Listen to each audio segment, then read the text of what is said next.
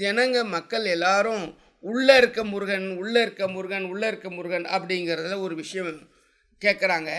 அது வந்து நிறைய போகுது. ஆனால் குறைஞ்ச ஓரளவு கொஞ்சம் முதல்ல இப்போதைக்கு கொஞ்சம் லெவல் சொல்கிறேன். அடுத்த லெவலில் அதையும் விளக்கத்துக்கு நேரம் கிடச்சிதுன்னா சாமி ஆண்டுகிறங்க கிடச்சி அதையும் நான் உங்களுக்கு சொல்லித்தர தயாராக இருக்கிறேன். இதில் முருகப்பெருமான் முதல்ல எப்படி வந்து தோன்றினார்? ஆனால் ஏற்கனவே முருகன் இருக்கிறாரு. ஏற்கனவே சூரபத்மன் வேறு ஒரு பேரில் இருக்கிறார். ரெண்டாவது அவதாரமாக தான் சூரபத்மன், சிங்கமுகாசுரன், தாரகாசுரன், அசமுகிலாம் வர்றது ரெண்டாவதாக தான். காசிப முனிவருக்கும் மாயைக்கும் ரெண்டாவதாக தான் வர்றாங்க. முதல்ல வேறு ஒரு பேரில் இருக்கிறாங்க. அதே போல் முருகப்பெருமானும் ஏற்கனவே வேறு ஒரு பேரில் இருக்கிறார். அது சோமாஸ்கந்தர் அப்படிங்கிற பேரில் இருக்கிறார். சரிங்களா? அவர் சிவனுடைய எல்லா வேலையும், சிவம்ன்றது எந்த வேலையும் செய்யாமல் இருக்கிறது. சிவம் என்ன பண்ணும்? இந்த முருகனை அனுப்பிச்சு தான் எல்லா வேலையும் செய்யுது. இதில் வரும்பொழுது சரவண பொய்கையில் வரும்பொழுது சரவண பவனா வரார். சரவண பொய்கையில் வரும்பொழுது இது கந்த புராணம் வந்து ரெண்டாவதாக வந்தது தான் தோன்றினார்னு சொல்லி வர்றது வந்து இது தோன்றுவது இல்லை. ஆணுக்கு உதித்த ஆண்மகன் அப்படி வரும்பொழுது ரெண்டாவதாக வந்தது தான் நீங்கள் நம்ம பார்க்குற கந்த புராணம் முருகனுடைய கதைகள் எல்லாமே.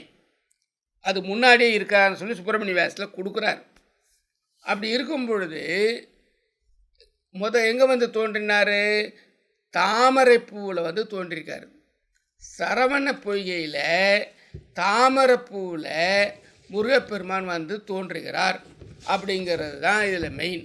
அதில் சரவண பொய்கையில் முருகப்பெருமான் அவதரித்தார். இதில் தாமரை பொய்கையில்.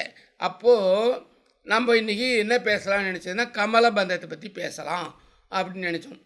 கமலம்னா தாமரை, பந்தம்னா கட்டு போடுறது. தாமரையில் கட்டு போடணும். தாமரையில் மலர் இருக்குது, அதில் கட்டு போடணும். அப்போது அந்த கட்டை நம்ம எப்படி எடுக்கணும் அப்படின்னு சொல்லிட்டு பார்க்கும் பொழுது அது உங்களுக்கு டிஃப்ரெண்ட்டாக வரும். இதில் இப்போது அதான் சொன்னீங்களா +2. அப்போ இது டிஃப்ரெண்ட்டாக வரும். ஒன்று எழுத்து அதிசயங்களை பார்க்கலாம். தமிழ் இப்படியெல்லாம் எழுத முடியுமா அப்படின்னு இதில் பார்க்கலாம். அப்போல அதில் இலக்கணங்கள் அதிசயங்கள் நிறைய சொல்கிறார். அதை நீங்கள் பார்த்து நீங்கள் யாராவது இலக்கணம் தெரிஞ்சவங்ககிட்ட அதுக்குரிய விளக்கங்களை கேட்டுக்கிடலாம். அதுக்கப்புறம் இதில் நம்ம வரோம்ல, நம்ம ஏற்கனவே எங்கே வந்திருக்கிறோம் அந்த இடத்துக்கு வரணும். வாலாரானாதி அப்படின்னு வந்திருக்கிறோம் இல்லைங்களா? அந்த இடத்துல வரும் பொழுது இந்த பந்தங்களெல்லாம் எழுதுகிறார் இல்லையா, அதை கொஞ்சம் கவனித்து பார்க்கணும். சாமி என்னென்ன பந்தங்கள்லாம் எழுதினார், அந்த எழுத்துக்களில் எப்படியெல்லாம் எழுதியிருக்காரு அப்படி கொஞ்சம் நீங்கள் கவனித்து பாருங்கள். நான் ஏற்கனவே சொல்லியிருக்கோம் இல்லைங்களா? அதில் பாருங்கள், முதல்ல ஒரு சஸ்திரபந்தம் சொல்லியிருப்போம். சாமி அது சஸ்திரபந்தம் கொடுத்துருக்காரு. அந்த பந்தத்தில் முதல் எழுத்தை பாருங்களேன், பால வேதாந்த பாவா அதானே வருது. அப்புறம் மற்றதெல்லாம் சம்போகத்தன்பா மாலை புனியம திற மால் வள தேச ஆலவ மாப்பா சம்போக மத்தேசார் மாபூதம் வா பாதந்தா வேலவா. அது அப்புறம் முதல் எழுத்து என்னதுங்க? வா. நல்லா கவனித்து பார்த்துக்குங்க. சரி, அந்த பந்தத்தெல்லாம் அது எழுதினார். அடுத்த பந்தம் என்னது? மயூர பந்தம் நான் சொல்லியிருக்கிறேன். மயூர பந்தத்தில் முதல் எழுத்து என்ன பாருங்களேன்? வர தன திப நகர சுமுக உருகுக வரிது தப விரிவிதி மரகத அரிபரம துகளில் அசல்ல விமல மழவெனலெறிய மரபுரு குறுமுனிவர் உதிமையில் அச்சர மதிவிரி விபுத்த குரு சுரபதி நவரச பரத தினகர மதுக்கமிழ முனிவர்தி. அதில் முதல் எழுத்து எழுது வரதன, வாங்கிற எழுத்துல முதல்ல போட்டுறாரு. சஸ்திரபந்தத்துக்கு வா அப்படின்னு போடுறாரு, மயூர பந்தத்துக்கு வ அப்படிங்கிற எழுத்தை போடுறாரு. மூணாவது ஒரு பந்தம் வருது, அதில் படிக்கிறோம் சதுரங்க பந்தம். அதில் என்ன போட்டிருக்காரு பாருங்க, வாளார் அநாதி மயிலேறும் சுந்தரமேய மகாவேளா மயிலோ விமலர்கன் வந்த சமாதியேற்கோ ஆலா எனும் நாவுள்ளார் நாரருந்தெங்கள் ஆரியர்க்கே ஆளாகி வாழ்வது மானப்பெரிதினும் ஆகமமே. அதில் முதல் எழுத்து என்ன வருது? வாளார் அநாதி வா. நல்லா கொஞ்சம் பாருங்கள், 3 பந்தங்களிலும் வா வா வா வந்திருக்கேன். இப்போ ஒரு பந்தம் படிக்க போகிறோம் பாருங்கள், கமலபந்தம். இதுலேயும் பாருங்கள் வர விதி திருவேன்னு எழுதிப்பார். வரவிதி திருவே வருதி பொன்னரவே வரனது கருவே வருகனை குறவை வர குக மருவே வருமறை பறவை வரபத மருவே வருமதி விரவை அப்படின்னு வரும். இதுலேயும் வாங்குகிற எழுத்தை பிரதானப்படுத்தி எழுதியிருப்பார். இப்போ இந்த பிரதானப்படுத்தி ஜீகிட்ட காமிச்சிட்டு இந்த புத்தகத்தை நீங்கள் கரெக்டாக பார்த்துக்குங்க. இதில் இருக்க ரகசியங்கள் இன்றைக்கி சொல்கிறதுக்கு சாமி அனுமதி கொடுத்துருக்காரு. இப்போ இதை பற்றி நம்ம எவ்வளோ என்னால் எனக்கு தெரிஞ்சது எவ்வளோ சொல்ல முடியுதோ அதை உங்களுக்கு இதை சொல்கிறேன். அப்போது ஏன் வாவிலே எழுதுகிறாரு இல்லையா? வா அப்படிங்கிறது என்னது அப்படின்னா வள்ளியம்மன். வா என்பது வள்ளியம்மன். சரி, இதில் வள்ளியம்மன். சைவ சித்தாந்தத்தில் வா என்பது அம்பாள், அபயகரம். சிவய நம அப்படின்னு நடராஜரில் முடிப்பாங்க சைவ சித்தாந்தத்தில். சீங்கிறது தமருக கை அப்படின்னு சொல்லியாச்சு. வாங்கிறது அபயகரம், அதில் வாங்கிறது இருக்கும். இது யாங்கிறது நெருப்பு உயிர்கள் இருக்கக்கூடியது, ஆன்மாக்கள் இருக்கக்கூடிய கரம். நா அப்படிங்கிறது வீசுகரம். மாங்கிறது முயலகனுடைய அகங்காரத்தை அடக்கிற ஒடுக்கிற கால் அப்படின்னு சொல்லி பாதம் அப்படின்னு சொல்லி திருவடி அப்படின்னு அதை சொல்லி முடிக்கிறோம். அப்போ அங்கே இடத்துல ஆ சி வா அப்படிங்கிறது அபயகரமாக வருது. அதனால் சாமி என்ன பண்ணுறாரு, அந்த அபயகரத்துலேயும் வள்ளியம்மனையும் சிவசக்தியும் முன்ன வச்சு இந்த பந்தங்களெல்லாம் கொடுத்துருக்காரு. அப்போ இந்த பந்தங்களெல்லாம் நம்ம படிக்கும் பொழுதே நம்மளை காக்கும். இந்த பந்தங்களெல்லாம் படிக்கும் பொழுது வள்ளித்தாயினுடைய ஆற்றல் சக்தி நமக்கு. அதனால தான் முதல்ல திருவிளங்கத்திரட்டு 2 ஒரு பாட்டை எடுத்து முதல்ல மக்களுக்கு வீட்டுக்கு போய் சேரணும், அடியார்கள் வீட்டில் சேரணும் அப்படின்னு கொடுத்துருக்கேன். அருணகிரிநாதரும் திருவண்ணாமலையில் முருகப்பெருமானா அவருக்கு முத்தைன்னு எழுதிய முத்தை திருப்பத்தி திரு பாட்டு பாடினதுக்கு பிறகு மௌனமாகி வான்னு சொன்ன மாமலைக்கு வான்வார். அந்த மாமலைக்கு வான்னு சொன்ன இடம் விராலிமலை. ஆனால் இவருக்கு விராலிமலை எதுன்னு தெரியாமல் வயலூரில் போய் உட்காந்துடுறாரு. அந்த ஊரில் தான் 18 பாட்டு எழுதுகிறார். அங்கே பொய்யா கணபதிங்கிறவர் அருணகிரிநாதர் ஒரு டர்ன் பண்ணி சரி பண்ணி கொடுத்து அனுப்புறது தான். அங்கே தான் வள்ளியை வச்சு எழுது, பிள்ளையாரை வச்சு எழுது, இப்படி எழுது அப்படி எழுதுன்னு ஆற்றுப்படுத்தி தந்தவர் அந்த பொய்யா கணபதி. வயலூர் பொய்யா கணபதி கிருபானந்த வாரியார் அடிக்கடி வயலூர் முருகனை சொல்லி நிற்பார். அதனால தான் அந்த வயலூர் முருகன் கோயிலில் இருக்கக்கூடிய மகா கணபதி அருணகிரிநாதரை ஒரு சரி பண்ணி டியூன் பண்ணி கொடுக்குறாரு. அப்புறம்தான் அவர் வரார். அப்போ அங்கே எழுதுந்து வள்ளியம்மன். அதனால எல்லா பாட்டிலையும் வள்ளியம்மன் வச்சுருப்பார். அந்த வேல்மாறல் வேல் விருத்தம் அதை படிக்கும் பொழுது கூட ஏன் அந்த வள்ளியம்மனை வச்சு முதன்மைப்படுத்துகிறாருன்னா பிள்ளையாருக்கு முன்னாடி வள்ளியம்மனை வச்சிடுறாரு. அதை பாட்டில் பார்த்தீங்கன்னா அதனால் வள்ளியம்மனுக்கு முக்கியத்துவம் நினச்சி பண்ணினாலே அந்த வள்ளியம்மன் என்கிறது ஒரு ஆற்றல் சக்தி. அந்த ஆற்றல் சக்தி இந்த ஆன்மாவுக்கு இருந்தால் தான் இந்த உடம்பை வச்சுக்கிட்டு இந்த பிறவியில் எதையாவது பண்ணி இறைவன்கிட்ட போக முடியும், இறைவனை வணங்கி போக முடியும். அதுக்காக தான் அதை மெயினாக கொடுக்குறாங்க. அதனால் இந்த வள்ளியம்மன் அப்படிங்கிற வாங்குகிற எழுத்துக்கு மட்டுமே நான் இப்போ உங்களுக்கு இவ்வளோ விளக்கங்கள் சொல்ல வேண்டியிருக்கு. இப்போது வாளார அனாதி அப்படின்னு சொல்லி நம்ம வந்தோம் இல்லைங்களா? அப்போது அந்த வாளார அனாதி அப்படின்னு அதில் வரும் பொழுது நீங்கள் நல்லா கவனிக்க வேண்டியது என்னென்னா, வா அப்படிங்கிறது என்ன, மண்பூதம்னு சொல்லிட்டோம். லா அப்படிங்கிறது என்ன, நீர் பூதம்னு சொல்லிட்டோம். ரா அப்படிங்கிறது என்ன, நெருப்பு பூதம்னு சொல்லிட்டோம். அப்போ என்ன பண்ணணும், 4வது யா அப்படிங்கிறத இடத்த எடுக்கணும். அது எந்த இடம், அநாகத சக்கரம். அந்த இடத்துக்கு கமலபந்தத்தை கொடுத்துருக்காரு. இந்த அநாகத சக்கரத்தில் தான் கமலபந்தம் வருது. இதுதான் பின்னாடி சொல்லுவேன். வான்னது என்னது இப்போ எல்லாம் சொல்லிட்டு எழுதியிருக்கிறேன். வாங்கிறது மண், மண்ணுக்கு அதிபதி யார், பிரம்மன். அப்போது நீருக்கு அதிபதி யார், விஷ்ணு, அது லா. நெருப்புக்கு அதிபதி யார், உருத்திரன், அது ரா. இப்போது இந்த 3 சக்திகளில் எடுக்கும் பொழுது வா ல ர. இப்போ 4வது காற்று சக்தி. இந்த இடத்துக்கு அதிபதி யாரு? மகேஸ்வரன், யா. இப்போ இந்த யாங்கிறது இந்த இடத்துல இங்க என்ன பண்றாரு? அருள் சக்தி வாவை வைக்கிறார். இது கொஞ்சம் நீங்கள் நிதானமாக கவனித்து இல்லை 2-3 தரம் கவனித்து தான் இதை நீங்கள் வந்து புரிஞ்சுக்கிடணும். இது வாங்கிறது மட்டும்தான் இங்கே இருக்கும். இதுக்கு மேலே இருக்கிறது எதுவுமே உங்களுக்கு இருக்காது. சீன்னு ஒன்று எடுத்து இங்கே இருக்குது, அது மறைந்து இருக்கிறது. சிவ, அதாவது வெளிச்சம் இல்லாமல் சூரியன் இல்லை, சூரியன் இல்லாமல் வெளிச்சம் இல்லை. இதுதான் சாமியோட தத்துவம். அப்போ வாழை என்ற அருள் சக்தி வந்துட்டாலே அங்கே சி இருக்குன்னு அர்த்தம். அது வந்து இப்போ இது வரைக்கும் இப்படி குறுக்கில் வருது, இது மேலுக்கு வருது. சீங்கிறது பிடிச்சின்னு இருக்குது, அது மறைப்பு சக்தியாக பிடிச்சிது. ஃபேனை சுற்றுறது தான் உங்களுக்கு தெரியும், ஃபேனை பிடிச்சின்னு இருக்குது உங்களுக்கு தெரியாது இல்லையா? அதே போல தான் இந்த சீங்கிற சக்தி மேலே இருக்குது. அந்த சிவ தான் ஓம் ஆகுது. அந்த சிவனும் சக்தி சேர்ந்தால் ஓம் ஆகுது. அதுதான் தகராலய ரகசியத்தில் சொல்கிறாரு சுவாமி.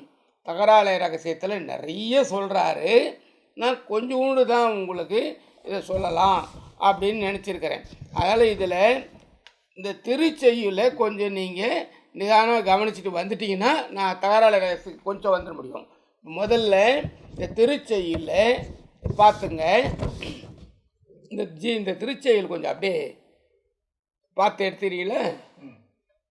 இதில் இந்த செய்யுளை கொஞ்சம் கவனித்து பார்த்து எடுத்துட்டினாக்கா அவங்களுக்கு கரெக்டாக போய் சேரும்னு எதிர்பார்க்குறேன்.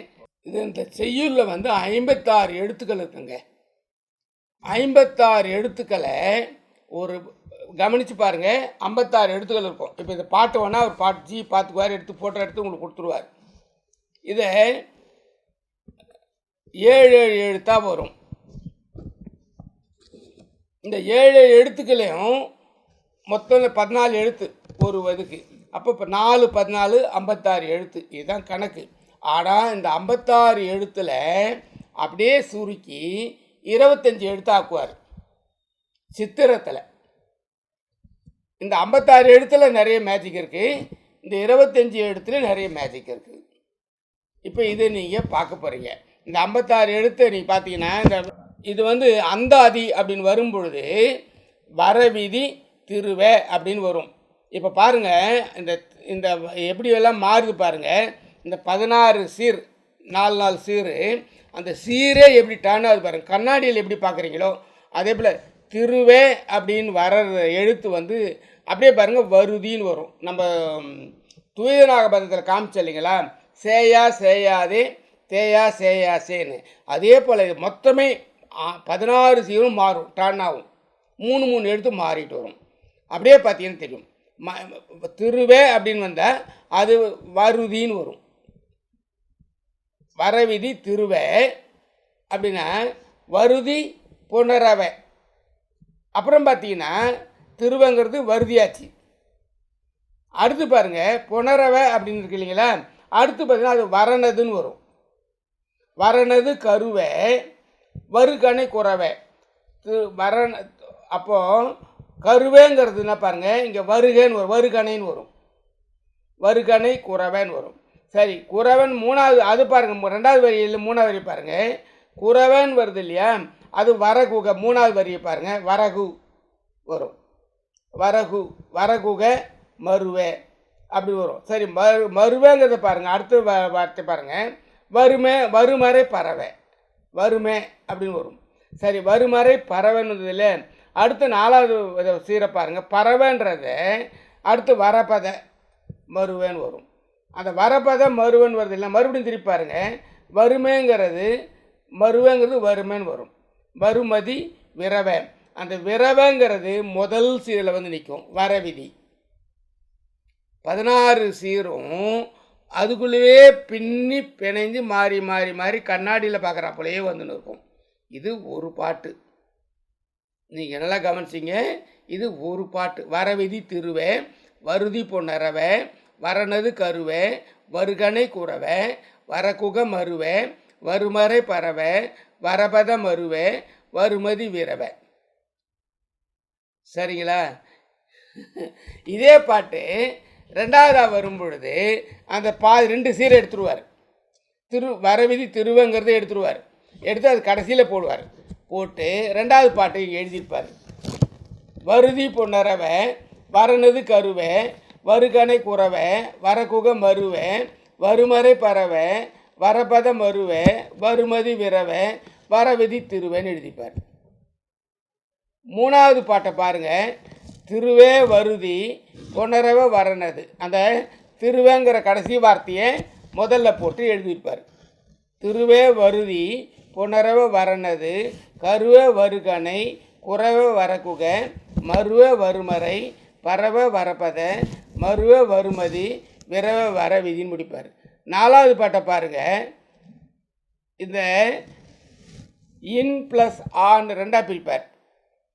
இன் ப்ளஸ் ஆன்னு சொல்லி ரெண்டாக பிரித்து அறவே வரனது கருவே வருகனை குறவே வரகுக மருவே வருமறை பறவை வரப்பத மருவே வருமதி விரவை வரவதி திருவே வருதி பொன். அந்த இன்னை இங்கே கொண்டு வந்து நிறுத்துவார்.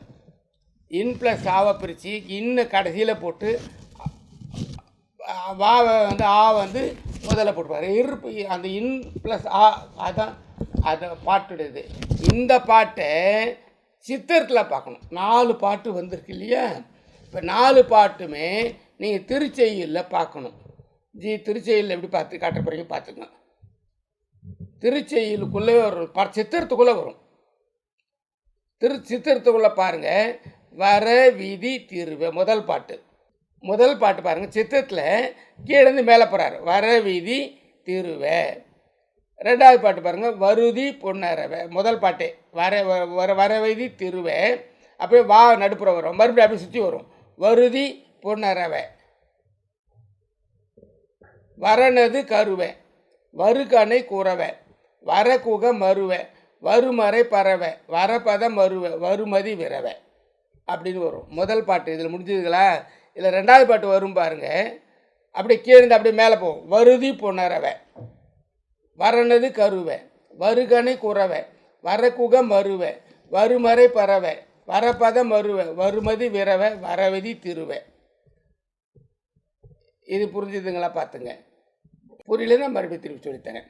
மறுபடியும் மூணாவது பாட்டு வருது பாருங்கள். இதுலேயே திருவே மேலேருந்து வரணும், மேலேருந்து கீழே வரணும். திருவே வருதி பொனரவே வரனது கருவே வருகனை குறவே வரக்குக மருவே வருமறை பறவை வரப்பத மருவே வருமதி விரவை வரவிதி. மூணாவது பாட்டு முடிஞ்சுன்னு நினைக்கிறேன். பார்த்துங்க. இப்போ நாலாவது பாட்டு வரப்போம். இந்த இன் ப்ளஸ் ஆவை நான் இருக்கு பாருங்கள். அந்த இன் ப்ளஸ் ஆவை மேலே நான் ஒரு எழுத்துருக்கோம். அதை இன் ப்ளஸ் ஆவா பிரிக்கணும். அறவே வரனது கருவே வருகனை குறவே வரக்குக மருவே வருமறை பறவை வரப்பத மருவே வருமதி விரவே வரவிதி திருவே வருதி பொன் அங்கே முடிப்பார். அந்த பொண்ணு ஆகிய இப்போ இன் ப்ளஸ் ஆவை ரெண்டாக பிரிச்சிருக்கோம். அப்போ ஆவை முதல்ல எடுத்துட்டு இன்னும் கடைசியில் முடிக்கிறார். அந்த பொண்ணாகிய அந்த இடம்தான் இருதய குகையில் இருக்கிறது. இது இந்த உடம்பு கிடையாது. இந்த உடம்புக்கு மேலே சூட்சும உடம்பு 12 அங்குலம் மேலே உயரத்தில் இருக்கிறது. இந்த இருதயம் கிடையாது. இருதயம் என்பது மையப்பகுதி. அது உங்களுக்கு ஹார்ட் ஆஃப் த சிட்டின்னு சொல்லி சிவகுமார் ஐயா கூட திருவலங்கத்திரட்டில் சொல்லும்பொழுது சொல்லின்னு இருப்பார். கவனித்து பார்க்கலாம். அதனால் இது இப்போ தகராலை ரகசியத்தை விளக்கம் சொல்லும்பொழுது அவர் அது விளக்கமாக நிறைய சொல்லியிருக்காரு. ஹார்ட் ஆஃப் த சிட்டி அப்படின்வாங்க. சிட்டின் நகரத்தின் மையப்பகுதி. அதே போல் இந்த உடலின் மையப்பகுதினா சூட்சும உடம்பு, இது ஸ்தூல உடம்பு. இதுக்கு மேலே 12 அங்குலம் இருக்கிறது. அந்த 12 அங்குலத்திலேருந்து துவாதசாந்தம்னு சொல்லுவாங்க. அதில் இருந்து கணக்கெட்டிங்கன்னா இது மையம். இந்த விழா இருக்கு இல்லைங்களா, அந்த இடம் மையம். இங்கே கவிழ்ந்த தாமரை இருக்கிறது. அதான் தகராலை ரகசியம் சொல்கிறது. அங்கே 8 அங்குலம் இருக்குது அப்படிங்கிறது அங்கே சொல்லப்படுறது. அந்த 8 அங்குலம் இருக்கக்கூடிய இந்த கவிழ்ந்த தாமரையில் இங்கே நீங்கள் இந்த எழுத்துக்களே சித்திரத்தையும் கவனிக்கணும், தகராள ரகசியத்தையும் கவனிக்கணும். இதில் பார்த்தீங்கன்னா 8 எழுத்து வந்திருக்கும், முதல்ல வந்திருக்கும். அதை நீங்கள் கவனிக்கணும். இப்போ நான் 3 எழுத்துக்கள் திரும்பி வர்றதை சொல்லிட்டேன். அதில் வரிசைக்கு 14 எழுத்து இருக்கிறதாவும் முதல்ல சொல்லிட்டேன். அடுத்தது ஒரு 4 செய்யுள் படித்து அதோடு நீங்கள் சித்திரத்தில் படிச்சிங்கன்னா தான் உங்களுக்கு புரியும். 4 செய்யுளையும் படிச்சுட்டு சித்திரத்தில் நீங்கள் படிச்சிங்கன்னா தான் உங்களுக்கு முதல்ல 4 செய்யுளும் படிக்கணும், அப்புறம் சித்திரத்தையும் படிக்கணும். அப்போ தான் உங்களுக்கு இதை புரியும் அப்படின்னு நான் இதை எழுதியிருக்கிறேன். அதே சமயம் வகாரத்தின் எழுப்பு சிறப்பு அது நிறைய உங்களுக்கு சொல்லியிருக்கேன். அந்த பந்தங்களை 4 பந்தங்களில் உங்களுக்கு நான் சொல்லிட்டேன். அதுக்கப்புறமா இந்த தகராள ரகசியம் அப்படிங்கிற ஒரு இடத்த எடுக்கும் பொழுது அதில் என்ன எழுதியிருக்கேன் அப்படின்னு சொன்னீங்கன்னா, அந்த தகராள ரகசியத்தில் கொஞ்சம் தான் எழுதியிருக்கிறேன். அப்போது அந்த தகராள ரகசியத்தை கொஞ்சம் நீங்கள் தெரிஞ்சுக்கிடணும். அதுக்கப்புறம் மறுபடியும் திருப்பி நீங்கள் இதுக்கு தான் வரணும். இப்போது இதுக்கு